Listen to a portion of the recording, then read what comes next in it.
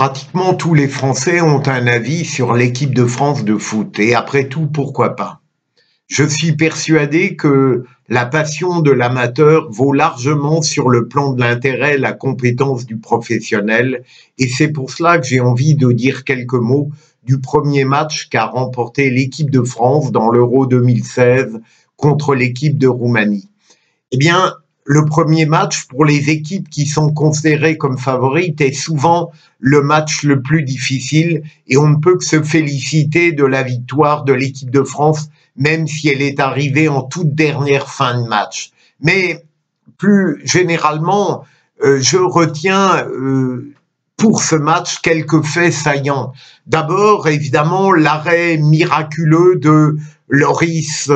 au début du match. Ensuite, la pression roumaine qui a empêché le milieu français de se développer, la multitude de passes imprécises de l'équipe de France, le fait qu'elle est demeurée au fond statique, stagnante dans une activité de défense et évidemment la difficulté qu'on a ressentie alors qu'on espérait du flamboyant. On a vu du tâcheron, en tout cas durant la première mi-temps. Il y a eu des choses remarquables, bien sûr, la reprise de volée de Pogba, il y a eu les assauts menés par Matuidi et d'autres, mais en définitive,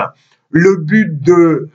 Giroud a libéré les spectateurs et l'équipe de France elle-même. Malheureusement, un penalty qui a été causé absurdement par Evra a entraîné l'égalisation. Au fond, ce qui me paraît important dans cette équipe de France,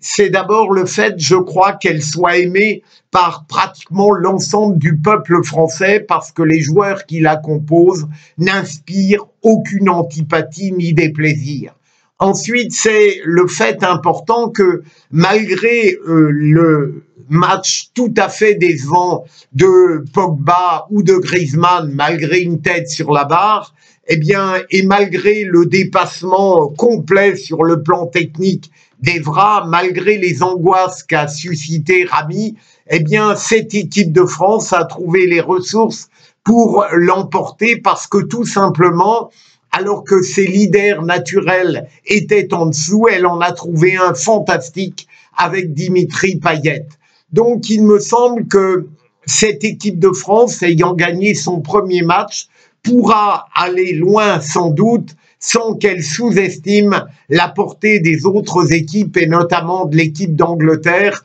qui a subi un match nul mais qui est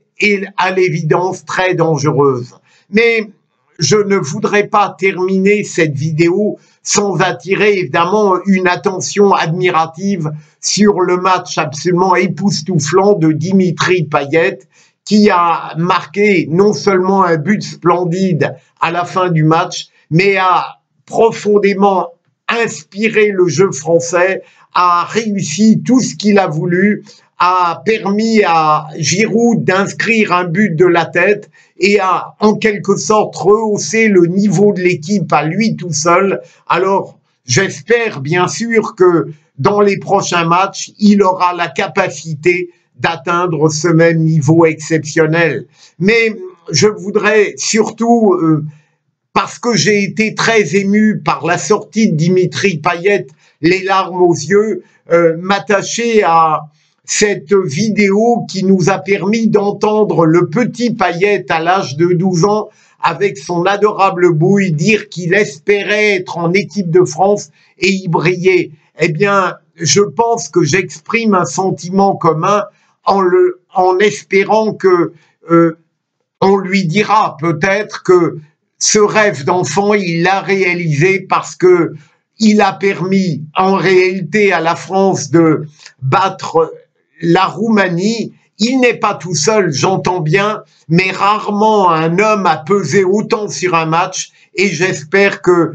dans la suite, Dimitri Payet aura le même niveau de jeu et que ses partenaires exceptionnels comme Griezmann, Pogba et d'autres le rejoindront.